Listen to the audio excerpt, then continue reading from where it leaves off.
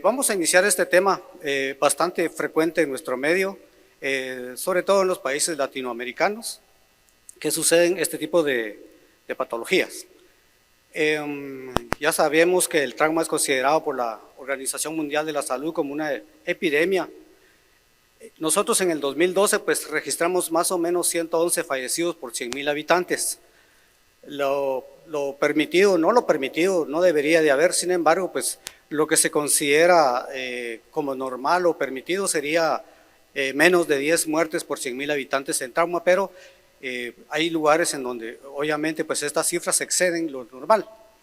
De estos fallecidos pues 10% fueron por trauma abdominal y a nivel nacional pues representa una de las tasas de violencia más altas que hay en Latinoamérica, causando casi 5,500 muertes en el 2016.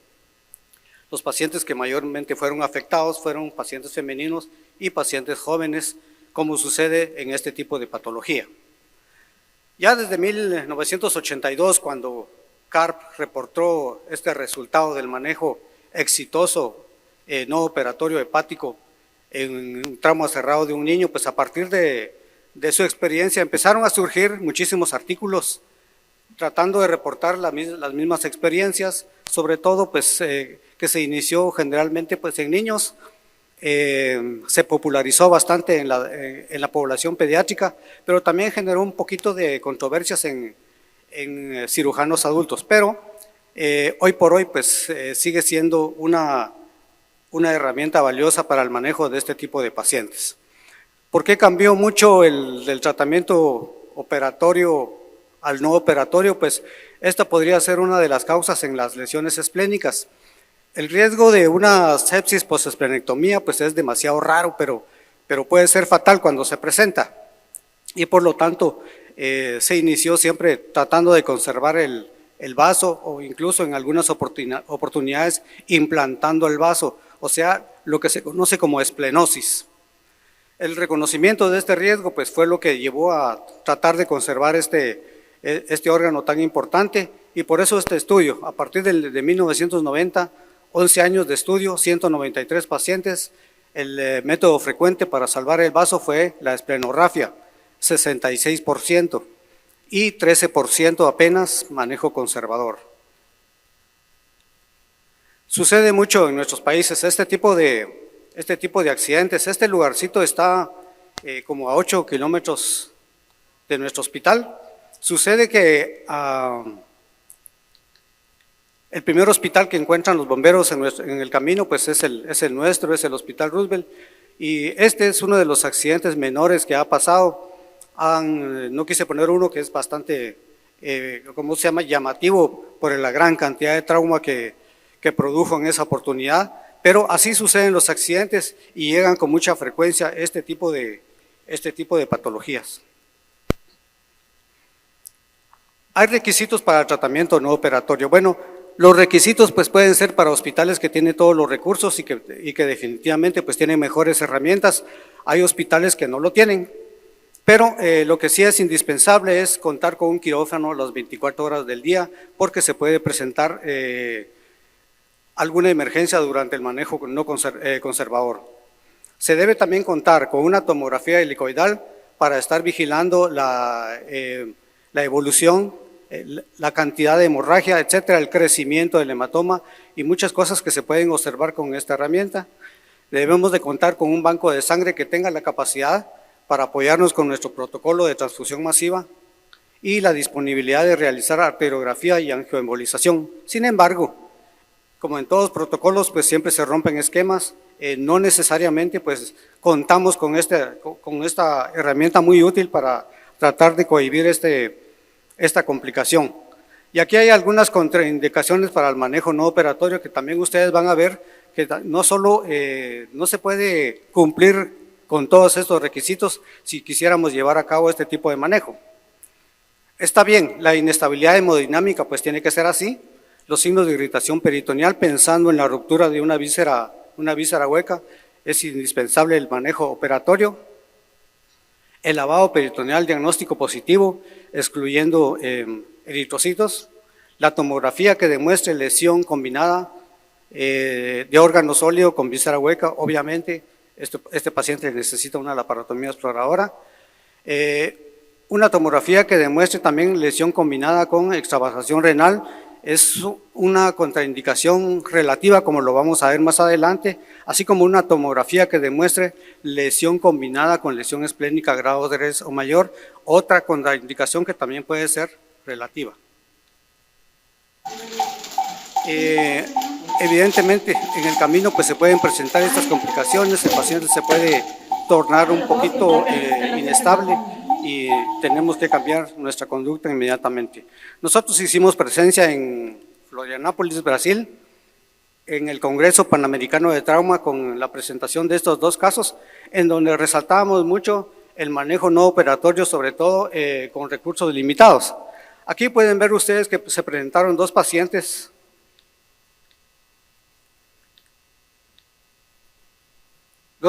con estas características: trauma hepático grado 4 asociado con trauma esplénico, trauma renal derecho y asociado con trauma hepático grado 5.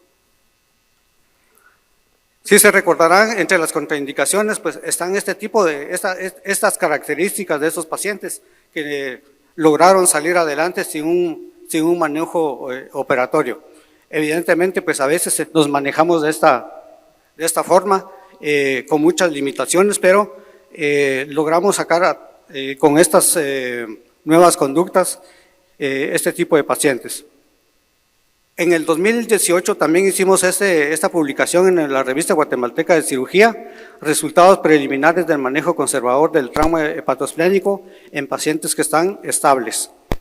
Fue una presentación únicamente de 18 pacientes, todos con FAS positivo, lesiones esplénicas grado 3 en el 83%, grado 5, 16%, traumas hepáticos, grado 1, 29%, grado 2, 33% y grado 3, 8%. Lamentablemente pues hubo una pérdida por traumatismo craneoencefálico. Hoy sabemos que los pacientes con trauma de cráneo o los pacientes que tienen problemas con su estado de conciencia no deben entrar dentro de estos protocolos, porque se pelea mucho con la hemodinamia. Un paciente que tiene trauma craneoencefálico debería tener una perfusión cerebral adecuada para poder salir adelante. Y con este estudio pues se demuestra que los pacientes con trauma de cráneo o que tienen alteraciones de la conciencia no deben someterse a este tipo de manejo. Este es un estudio prospectivo multicéntrico, 12,000 pacientes. A medida que disminuye el puntaje en la escala del coma de Glasgow, también disminuye la sensibilidad para detectar lesiones intraabdominales. Esto es importante, ese estudio lo demuestra, así es que pacientes con trauma de cráneo no deberían de estar sometidos a un protocolo de manejo no operatorio. Aún así, vemos nosotros que las tendencias nacionales en el manejo del traumatismo esplénico pediátrico se ha extendido hacia la población adulta. Por eso dice aquí, si ya llegamos a este punto, en este artículo vemos nosotros que hay 8,296 lesiones esplénicas por trauma cerrado de abdomen en pacientes menores de 16 años. Llama la atención que la mayor parte de pacientes, 74%, fueron tratados en hospitales no pediátricos, es decir, para adultos. Pero fueron tratados 96% de una manera conservadora, apenas 2,5% de angioembolización. Sin embargo, podemos ver nosotros que acá que la mayor parte de pacientes que fueron sometidos a laparotomías y esplenectomías fueron en hospitales para adultos, tal y como lo dice este artículo. Es importante conocer que durante el camino, durante el manejo, durante el tratamiento de este tipo de pacientes, pueden surgir algunas complicaciones que nos obligan a tomar otra conducta, una conducta diferente, una conducta pues mucho más agresiva, y es donde nosotros tenemos que tener ese apoyo del banco de sangre, ese apoyo de la sala de operaciones, etcétera, en donde vamos a ver factores que van a predecir el fallo o que nos van a indicar que el fallo del manejo no operatorio ya debe ser sustituido. En este artículo lo que se encontraron, los factores asociados al fallo fue una presión arterial sistólica igual o menor a 90 milímetros de mercurio, es decir, un paciente hipotenso, una baja de la hemoglobina de 2 gramos por decilitro en 24 horas o la transfusión de más de 3 o 4 unidades de paquetes globulares. Esto es importante, nosotros lo hemos visto de esta manera, lo tomamos en cuenta y sobre todo aplicamos a este tipo de conductas. Esta paciente, 37 años, tuvo un accidente de tránsito, iban en motocicleta, a ella el vehículo pues, le dio en el flanco derecho, estaba, digamos que hemodinámicamente, en valores aceptables. Para que vean ustedes la tomografía y el gran daño que causó en el riñón derecho, apenas vemos riñón a ese nivel. Seguimos el uréter y vimos también que la vejiga pues tenía un contorno normal, tenía un FAS positivo. Decidimos darle manejo conservador. A la par del urólogo pues también se decidió colocarle un catéter en doble J. No hubo necesidad de hacerle drenaje percutáneo por extravasación de orina porque no la hubo seguramente. Sin embargo, ya lleva 15 días y la paciente en mejores condiciones, sin cirugía. En el 2012, la Asociación de Cirugía Pediátrica de Estados Unidos, así como también la Asociación Americana, el Colegio Americano de Cirujanos a través del Comité de Trauma, se unieron para hacer esta guía para el manejo del trauma hepatoesplénico, la guía TOMAC, así se conoce. No pude poner aquí el algoritmo que ellos presentan para no pelear con la bibliografía. Sin embargo, aquí sacamos lo más interesante, lo más importante y los puntos claves que maneja esta guía. Ellos pues manejan las lesiones hepáticas y esplénicas, obviamente sin peritonitis. Ven si hay sangrado activo, si hay sangrado reciente. Si hay sangrado, ellos no los operan, sino que los transfunden, ni siquiera les transfunden sangre, sino que les dan lactato de Ringer o solución salina. Si no responden a esta medida, ya van a transfundirlos. Si aún así no responden, ya van a angioembolización y posteriormente, si esto recurre, pues ya el médico encargado ya decide si va a angioembolización o cirugía o desea continuar el manejo conservador. Este es lo principal de la guía ATOMAC que se presenta en este procedimiento. Luego tenemos esta actualización de las guías APSA. Las guías APSA es de la Asociación Americana de Cirugía Pediátrica para el manejo de las lesiones hepatoesplénicas. Ellos se basan en estos 4 puntos. Evidentemente, durante la admisión, si los pacientes se presentan inestabilidad, hay que transfundirlos, hay que hacerles monitorización constante. Estos pacientes van a la unidad de cuidados intensivos, en donde reciben todo el tipo de apoyo de avanzada.